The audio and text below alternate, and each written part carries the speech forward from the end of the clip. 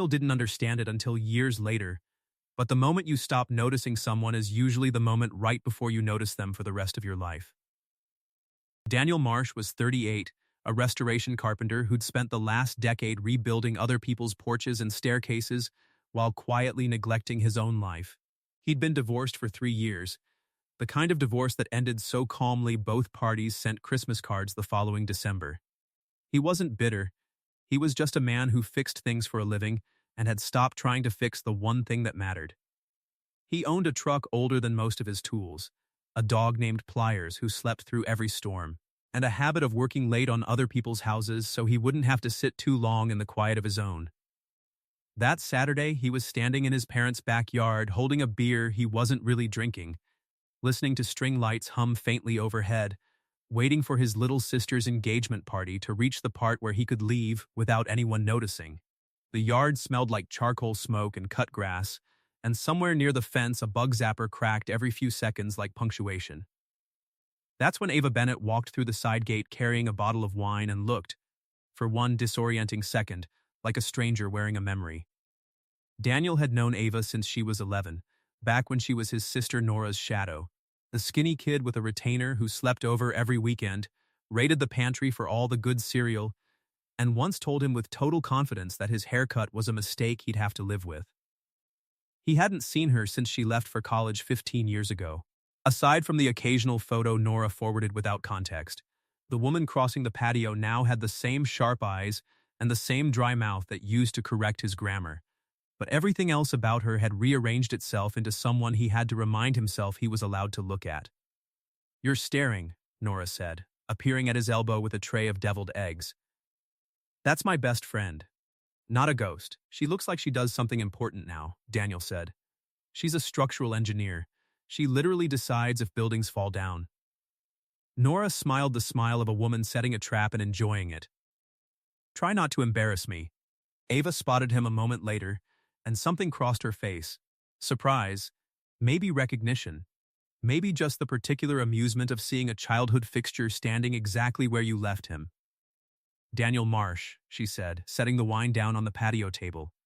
"Still tall. Still wearing flannel like it's a personality. Ava Bennett. Still correcting people before they've finished a sentence, only when they deserve it." She looked at him a beat too long. "You got old. You got terrifying." She laughed, a low, surprised laugh, like it had escaped before she'd approved it, and Daniel felt something shift in his chest that he chose, for now, to ignore. The party moved the way parties do, in currents. Daniel refilled drinks. Ava got pulled into 3 separate conversations about interest rates and one about someone's knee surgery. It was nearly an hour before they ended up alone by the fire pit, the noise of the party reduced to a low hum behind them, the flames throwing soft orange light across the side of her face. "You disappeared on us," Daniel said. 15 years and not even a postcard. "I sent Nora postcards. I'm not Nora." Ava looked at him sideways. "No," she said slowly. "You're not." Before either of them could sit with that, Trevor arrived, an old family friend who'd apparently decided decades ago that his personality was the guy who says the thing everyone's thinking, which mostly meant the thing nobody wanted, said out loud. "Look who's back," Trevor announced to the fire pit at large. "Ava Bennett, big shot engineer, too good for the group chat. Guess building bridges doesn't leave room for texting people back." He turned to Daniel with a smirk clearly meant to be shared. "Careful, man. She'll run numbers on you and find you structurally unsound."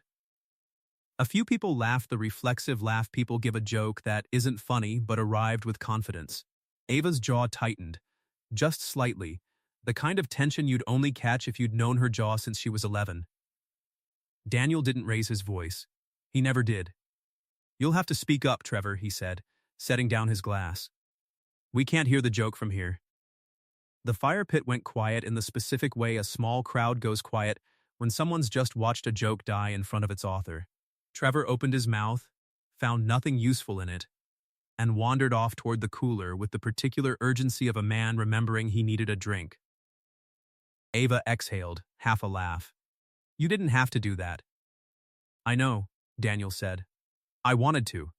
She studied him like she was recalculating something. You used to just stand there and let Nora fight all your battles. I was 14. My battles were mostly about video games. And now? Now I've got better ones to pick. Nora appeared a few minutes later with 2 fresh drinks, delivering one to each of them with the smug efficiency of a woman who considered herself the architect of the entire evening. You're welcome, by the way, Nora said. For the drinks? Ava asked. For inviting you both to the same backyard at the same time and letting biology do the rest. Nora glanced between them, clearly cataloging every inch of space, or lack of it, between their shoulders. I've been waiting 15 years for you two to notice each other properly. I was starting to think I'd have to write it on a whiteboard. There was nothing to notice, Ava said, a beat too quickly. Sure, Nora said. That's why you've been standing by this fire pit for 40 minutes instead of working the room like the networking machine I know you to be. She patted Daniel's arm on her way past. Try not to ruin my engagement party with your feelings. Please, I'm the one getting married this weekend. She left them laughing, the kind of laugh that loosens something rather than deflecting it. And for a moment, neither of them tried to fill the silence that followed. The bug zapper cracked again somewhere behind the shed. Someone had started a low fire in a second pit near the garage, and the whole yard smelled like wood smoke layered over charcoal, sweet and close. She's not wrong, you know, Ava said eventually. About the 15 years. I know. Doesn't it bother you that we wasted that much time being polite strangers at holidays? Daniel considered the fire before he answered. The way he considered a board before he cut it, checking the grain, looking for where it might split. I used to think timing was something that happened to you, he said. Lately, I think it's something you build, slowly, whether you notice or not. Every board we're standing on right now, somebody laid one at a time. Ava looked at him with an expression he hadn't seen on her since she was 17 and about to say something she'd immediately pretend she hadn't meant. That's an alarmingly good metaphor for a man who claims he's bad with words. I'm bad with the easy ones, Daniel said. The true ones come easier.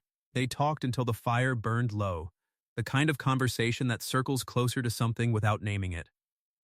She told him about the almost marriage she'd walked away from 2 years ago.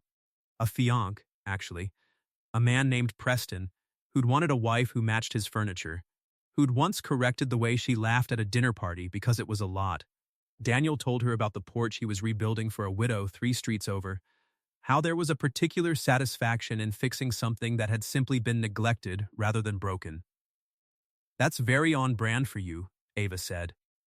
Fixing the neglected thing nobody else noticed was falling apart. Somebody has to notice. You noticed me tonight. I noticed you the second you walked through that gate, Daniel said. I've just been doing an admirable job of pretending otherwise. She smiled at the fire instead of at him, the kind of smile people wear when they're deciding whether to trust something. Nearby, a screen door slapped shut. Laughter rose and fell. Someone's dog barked twice at nothing. The whole yard smelled like charcoal and rain that hadn't arrived yet, and Daniel found himself cataloging details the way he cataloged a job site before he started. The wine stain on her thumb, the way she tucked loose hair behind her ear when she was choosing her next sentence carefully, the small scar above her eyebrow she definitely hadn't had at 15. What's the scar from? He asked. Rock climbing. I took it up after the engagement ended. Turns out falling on purpose, in a controlled way, is very therapeutic when you've just fallen the other kind of way. That's either the healthiest or the most alarming thing you've ever said to me. With me, it's usually both. An hour later, the party thinned toward its second wind, the older crowd drifting inside for coffee, the younger cousins commandeering the yard for a game involving a frisbee and questionable judgment. Daniel and Ava ended up on the porch steps, close enough that their shoulders kept finding each other and neither of them corrected it. Nora tells me you never remarried, Ava said. No offense, but Nora tells everyone everything. No offense taken. It's mostly true. I dated. Nothing that stuck. Why not? Daniel considered the honest answer and gave it anyway. I think I kept comparing people to a version of decent that most people don't bother with anymore. Made for a lot of quiet, disappointing dinners. That's either very romantic or very lonely? Ask me again in a week, and I'll tell you which. Ava bumped his shoulder with hers, deliberate this time. I'm asking now. Then it's romantic, Daniel said. Tonight it's romantic. You always did that, Ava said. Fix things quietly and let everyone else take credit for noticing. Somebody has to. She looked at the fire instead of him when she said, I used to have the world's most obvious crush on you. You know. When I was 15. Devastating, tragic, very one-sided. I was 17 and an idiot. You were 17 and kind, which is worse, because I couldn't even be mad about it. Daniel felt his chest do the thing again, harder this time. And now? Ava finally looked at him. Now I'm 33, and you're still doing the thing where you fix people's porches and don't ask for anything back, and it's extremely inconvenient. Because I flew in for a 2-day engagement party and I did not budget for this. For what? For finding out you turned into someone worth staying for. Rain started, light and sudden, the kind that sends a party scrambling for the house in a burst of laughter and abandoned plates. Daniel and Ava didn't run. They stood under the eave of the garage instead, close enough that her shoulder brushed his arm, watching the yard empty out through a curtain of water and porch light. I leave Tuesday, Ava said quietly. I know. I have a whole life in Denver. A job. An apartment with good light. I know that too. She turned to face him fully, rain misting off the edge of the roof behind her, and said the thing the way she said everything. Direct. Unhurried, sure of itself. Are you going to kiss me, Daniel Marsh, or are we going to stand here being careful for another 15 years? Depends, he said. What are you trying not to break?